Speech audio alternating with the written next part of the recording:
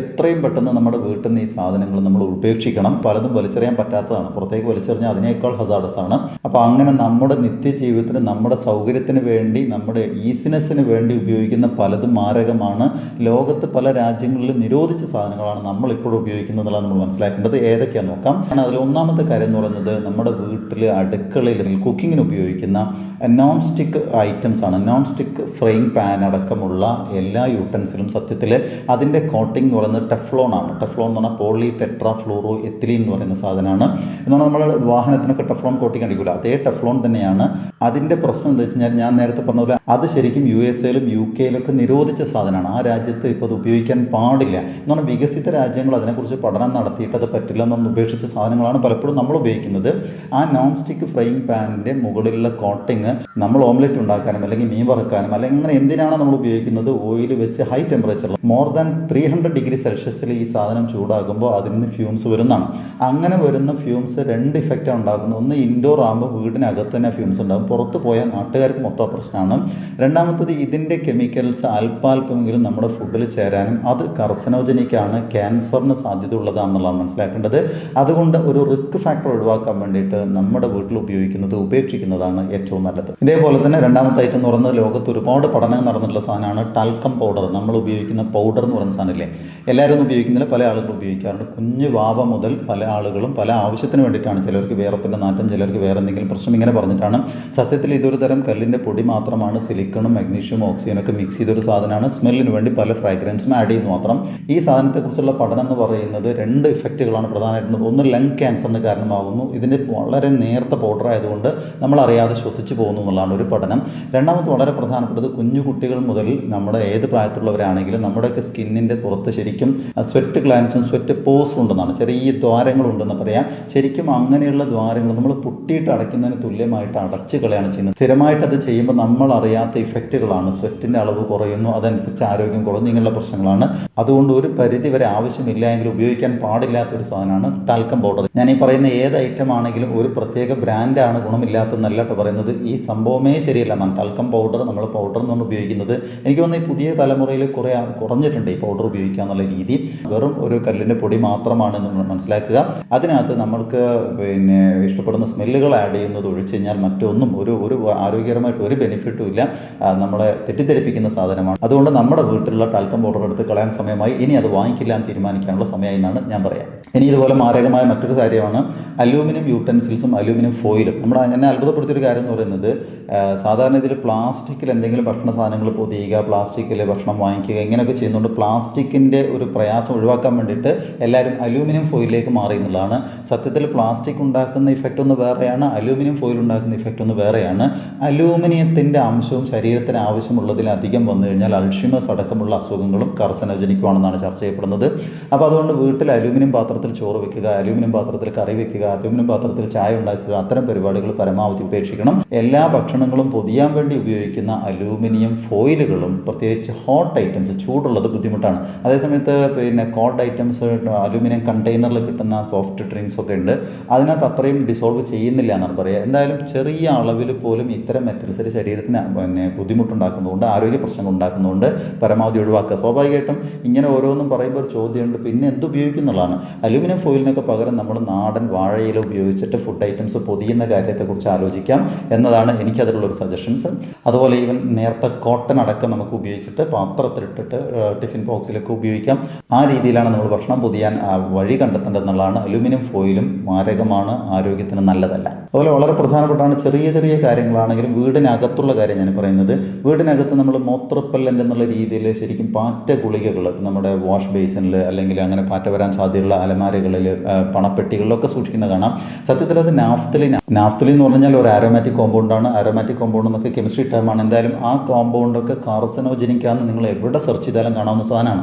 ഇത് നമ്മുടെ വീട്ടിൽ വെക്കുകയും കണ്ടിന്യൂസ് ആയിട്ട് അതിൻ്റെ ഇത് സബ്ലൈമബിൾ ആണ് എന്ന് പറഞ്ഞാൽ ജസ്റ്റ് ചൂടായാൽ ലിക്വിഡ് ആവാതെ ആവിയായിട്ട് പുറത്തേക്ക് വരുന്ന സാധനമാണ്. ഇത് നമ്മുടെ കുഞ്ഞുങ്ങൾ അല്ലെങ്കിൽ വീട്ടുകാരൊക്കെ ശ്വസിക്കുന്നതോടെ ക്യാൻസറിനുള്ള സാധ്യതയാണ് കൂടി വരുന്നത്. അതുകൊണ്ട് നാഫ്തലിൻ. ഇനി അതിൻ്റെ കൂടെ തന്നെ പറയാം, സാധാരണ ഇതിൽ പെസ്റ്റിസൈഡ് എന്ന് പറഞ്ഞു കഴിഞ്ഞാൽ ശരിക്കും പെസ്റ്റുകളെ കില്ല് ചെയ്യാൻ വേണ്ടിയിട്ട്. അപ്പോൾ വീട്ടിൽ പാറ്റ ശല്യം ഉണ്ടെങ്കിൽ അല്ലെങ്കിൽ ഉറുമ്പ് ശല്യം ഉണ്ടെങ്കിൽ അതിനൊക്കെ ചെറിയ ചെറിയ ചോക്കുകൾ കിട്ടും, അതുപോലെ ചെറിയ പൗഡറുകൾ കിട്ടും.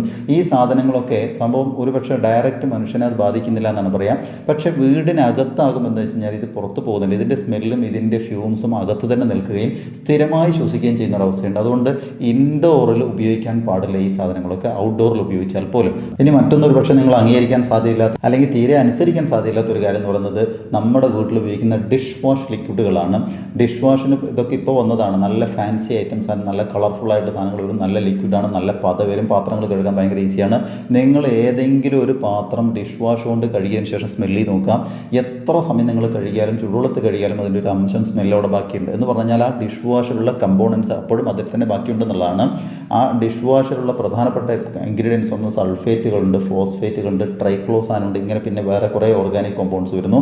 ഇത് വേറെ വേറെ കമ്പനിയുടെ വേറെ വേറെ രീതിയിലുണ്ടെങ്കിലും ജനറൽ ആയിട്ടുള്ള സാധനങ്ങൾ ഇതൊക്കെയാണ്. ഇതെല്ലാം മനുഷ്യന് അകത്തേക്ക് എടുത്തു കഴിഞ്ഞാൽ മാരകമാണ്. ഒരു പക്ഷേ നമ്മുടെ നാട്ടിൽ ഇത് കൂടുതൽ ഉപയോഗിക്കുന്ന സ്ഥലത്തേക്ക് പ്രത്യേക രോഗങ്ങൾ, പ്രത്യേകിച്ച് ക്യാൻസർ വർദ്ധിക്കുന്നു, അല്ലെങ്കിൽ വേറെ ഏതെങ്കിലും അസുഖങ്ങൾ വരുന്നു. ഇത് എന്തുകൊണ്ടെന്ന് കണ്ടെത്താൻ പറ്റില്ല. വളരെ ചെറിയ എമൗണ്ടിൽ നമ്മൾ കൺസ്യൂം ചെയ്തുകൊണ്ടിരിക്കുകയാണ്. സോ ഡിഷ് വാഷിന് വേണ്ടി പഴയ സോപ്പ് ഉപയോഗിച്ചാൽ, സോപ്പ് അത്ര മാരകമല്ല എന്നുള്ളതാണ് സത്യം. സോഡിയത്തിൻ്റെ പൊട്ടാസ്യത്തിൻ്റെ സോൾട്ടുകൾ മാത്രമാണ്, ഫാറ്റി ആസിഡിൻ്റെ സോൾട്ടുകൾ മാത്രമാണ്. പക്ഷേ ഈ സൾഫേറ്റുകൾ, പ്രത്യേകിച്ച് സോഡിയം ലോറിൽ സൾഫേറ്റ് ഒക്കെ വന്നു കഴിഞ്ഞാലാണ് കൂടുതൽ മാരകമാകുന്നത്. ഇനി അതിനേക്കാൾ വലിയ പ്രശ്നം എന്ന് പറഞ്ഞാൽ ഇത് പ്രകൃതിയിലേക്ക് വിട്ട് കഴിഞ്ഞാൽ എക്കോ സിസ്റ്റത്തിനെ ഇത് വല്ലാതെ ബാധിക്കുന്നുണ്ട്. പ്രകൃതിയിലേക്ക് വിട്ട് കഴിഞ്ഞാൽ വെള്ളത്തിലേക്ക് എത്തിക്കഴിഞ്ഞാൽ ആൽഗെ വളരാനും മറ്റു കാര്യങ്ങളും അത് വേറെ ഭാഗമാണ്. ചുരുക്കി പറഞ്ഞാൽ ഡിഷ് വാഷ് ലിക്വിഡുകൾ പരമാവധി ഉപേക്ഷിക്കുന്നതാണ് നല്ലത്. ഇപ്പോൾ ഉപയോഗിക്കുന്ന മറ്റൊരു സാധനമാണ് ഫ്ലോർ ക്ലീനർ എന്ന് പറഞ്ഞിട്ട് അകത്ത് ടൈലോ ഗ്രാനൈറ്റോ ഒക്കെ ആയിരിക്കും എല്ലാവരുടെ വീട്ടിലും. അത് പിന്നെ ഒരു സ്മെല്ല് കിട്ടാൻ വേണ്ടിയിട്ടും വൃത്തിയാകാൻ വേണ്ടിയിട്ടും ഫ്ലോർ ക്ലീനർ ഉപയോഗിക്കുന്നു. അതിനകത്തുള്ളൊരു പ്രശ്നം എന്ന് പറയുന്നത് ഫ്ലോർ ക്ലീൻ ചെയ്ത് കഴിയുമ്പോഴും അവിടെ ഡ്രൈ ആകും. ആ ക്ലീനറായിട്ട് ഉപയോഗിച്ചതിൻ്റെ പാർട്ടിക്കിൾസ് അവിടെ ഉണ്ടെന്നുള്ളതാണ്. ആ റൂമിൽ നിന്ന് അത് പിന്നെ ഇവാപ്പറേറ്റ് ചെയ്ത് വരുന്നത് എത്ര സമയമാണോ നമ്മൾ വീട്ടിലിരിക്കുന്നത് അത്രയും സമയം നമ്മൾ ഇൻഹേൽ ചെയ്തുകൊണ്ടിരിക്കുകയാണ്. അതും കാർസിനോജനിക് എന്നുള്ളതാണ് പഠനങ്ങൾ കാണിക്കുന്നത്. അത് സ്ഥിരമായിട്ട് ഉപയോഗിക്കുന്ന ആളുകൾക്ക് eczema, allergy, breath problems, lung problems ഇതൊക്കെ വരുന്നു എന്നുള്ളതാണ് പഠനങ്ങൾ തെളിയിക്കുന്നത്. ലോകതലത്തിൽ നടക്കുന്നതാണ്. പക്ഷേ പലപ്പോഴും ഇത്തരം പഠനങ്ങളുടെ റിസൾട്ട് ഒഫീഷ്യലി ഡിക്ലെയർ ചെയ്യുകയോ അതൊരു നിരോധനത്തിലേക്ക് പോവുകയോ ചെയ്യുന്നില്ല. കാരണം കോർപ്പറേറ്റ് കുത്തകകളുടെ ഒരു വലിയ വരുമാന മാർഗം കൂടെയാണ്. അതുകൊണ്ട് തന്നെ നമ്മൾ ശ്രദ്ധിക്കുക എന്നുള്ളതാണ്. ഇതിനൊക്കെ നമ്മൾ ശ്രദ്ധിക്കേണ്ടത് നമ്മുടെ ആവശ്യമുണ്ടെങ്കിൽ മാത്രം ഉപയോഗിക്കുക. ഫ്ലോർ ക്ലീനിങ് ഇതിനേക്കാൾ നല്ല ഓർഗാനിക് ആയിട്ട് അല്ലെങ്കിൽ പ്രകൃതിയിൽ നിന്ന് കിട്ടുന്നപ്പോൾ നമുക്ക് യൂക്കാലിപ്റ്റസിൻ്റെ തൈലം ഒക്കെ അങ്ങനെയുള്ള സാധനങ്ങളൊക്കെ ഉപയോഗിച്ചിട്ട് ഫ്ലോർ ക്ലീൻ ചെയ്യാൻ എപ്പോഴും നല്ല ഒരു സ്മെല്ല് വീടിനകത്തുണ്ടാകും.